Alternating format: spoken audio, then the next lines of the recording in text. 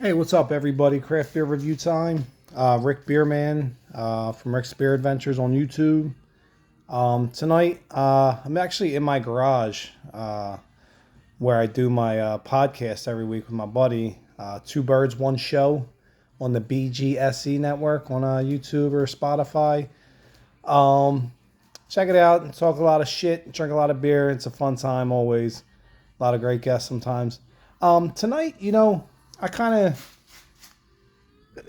sometimes in the craft beer world, you kind of go on a search for certain things. It's kind of the fun of it sometimes, and sometimes you'll hear whispers of a new brewery or a new beer or something that's really hot and like everybody's kind of getting into, and you know that's kind of where I'm at with tonight's beer. I've been hearing whispers of this brewery, and reading a lot about them and seeing friends drink them. And it's getting rave reviews, especially in the IPA game. You're trying to, all styles, but you're trying to hunt down, you know, the next great thing. And it's fun too, just like you would, if you were searching for, the next great pizza, like, if you were, you know, looking for like a Sally's or a Pepe's or those New Haven styles, or even Luigi's in Brooklyn, or wherever, De Lorenzo's, or there's so many good ones. Angelo's in Philly, or even if you're looking for the next or the best cheesesteak, same with Angelo's, or Lilo's tomato pie up in Hainesport, and for pizza and cheesesteaks, or even John's in Philly, or D'Alessandro's, or even Bryn Bradley in Woodbury, New Jersey. Great cheesesteak. The same is kind of the case with craft beer, especially in the IPA game. I remember a long time ago. Um, you know, I still do. I loved IPAs then. I do now. I used to like the West Coast style, if you would. I used to drink a ton of, Ballast Point and Stone and, Lagunitas and Green Flash, and, a lot of those kind of bitter, high IBU, resiny, dank, West Coast style IPAs. Um, and then I found Heady Topper. I heard this beer everybody's talking about out of Vermont. This Heady Topper, and I said, well, I got to find it. And I go on the hunt, and just like you would with baseball cards or football cards or whatever, and finally I find this Heady Topper, and I'm like, oh, mind blown. This fucking beer is amazing. And I got it every chance I got. Anytime I could get my hands on it, I did. And same with Pliny the Elder from Russian River Brewing, and the fun of it was hearing about it, and listening. Everybody's talking about it and trying it, and then you find it. And it's almost like in a video game when you find the item you're looking for, or you beat that boss, or you're going on the next level. It's a lot of fun in the craft beer world, as well as going with being able to drink some of the best hoppy fluid in the world. The fun of it is sometimes is trying to find it, and discussing it with friends, and on sites like this. That's a lot of fun in the craft beer game.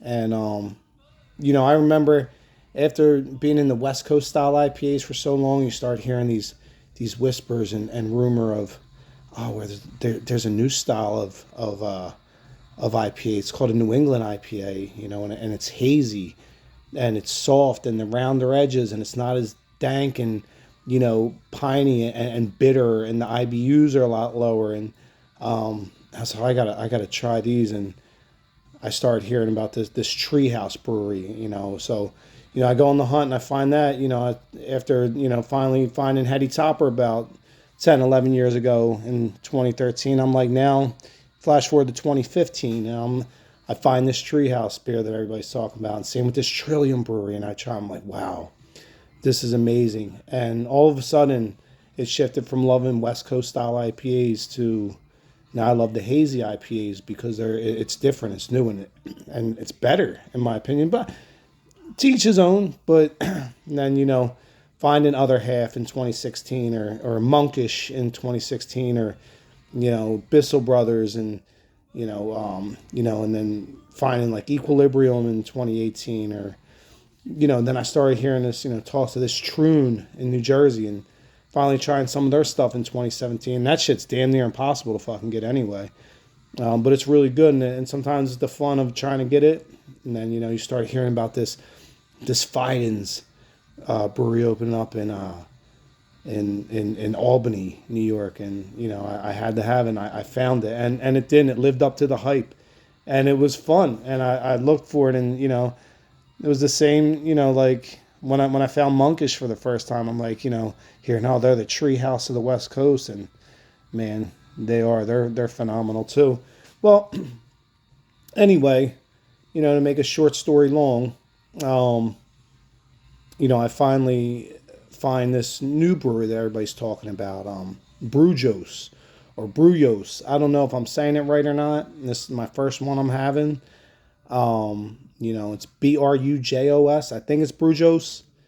If I'm saying it wrong, my bad. But I finally found some.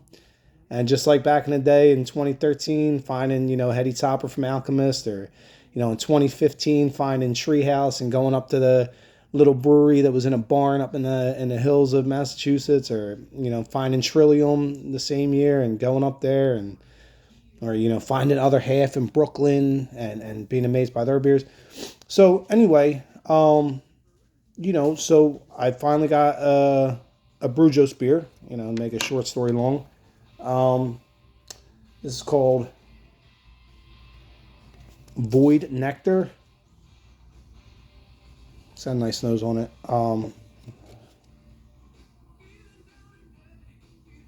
Nice citrusy nose. Yeah, you can see the can art, pretty dope.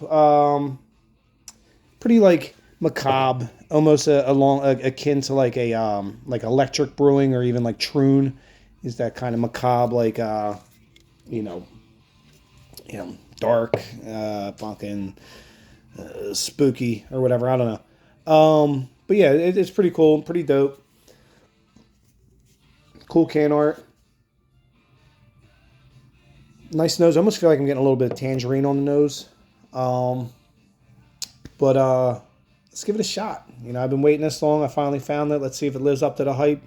Like Fiden's did when I finally found that, or Treehouse, or Monkish, or True, Other Half, Equilibrium. Let's give it a shot. So here's the first, and I did actually have a Brujos collaboration beer. I believe it was with Equilibrium, I think, a year or two ago. Whatever it is, I got to look on my Untapped and find out. So I did have a collab they did with somebody, but this is my first actual just Brujos beer. So here goes nothing.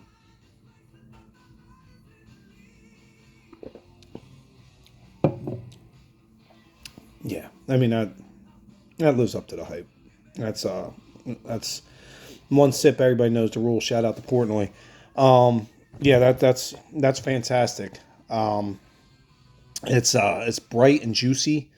Getting a little bit of grapefruit, little tangerine, maybe some orange peel.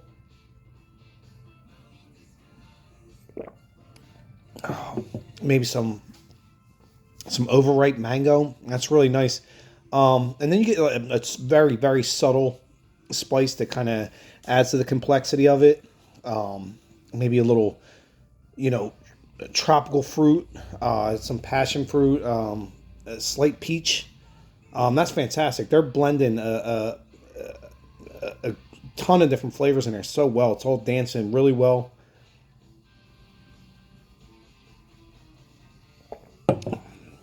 Yeah, that's a fantastic beer. I'll for sure be drinking more from this brewery. This is not the last beer I'm going to be having for them for sure. Kind of like when I tried, Treehouse for the first time, or any of the ones I just named, or Monkish, or whoever. I knew. I said, "Yup, I'm going to drink more of this." And this is no different. This is going to be one I'm going to try and keep on my menu as much as possible. This is a phenomenal beer, especially if you're a hazy IPA fan like I am. This is expertly well crafted. phenomenal beer. I'll for sure be looking for more from Brujos or Brujos, however you want to say it.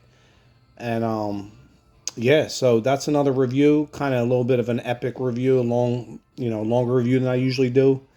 Um, but yeah, I think it was worth it, and that's a fantastic beer. That's Void Nectar from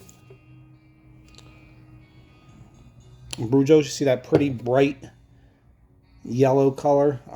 That's really good. It's like I always say too. You know what I mean? Have a great weekend. Be cool. Be kind. And drink whatever you love. I'll see you next time. Cheers.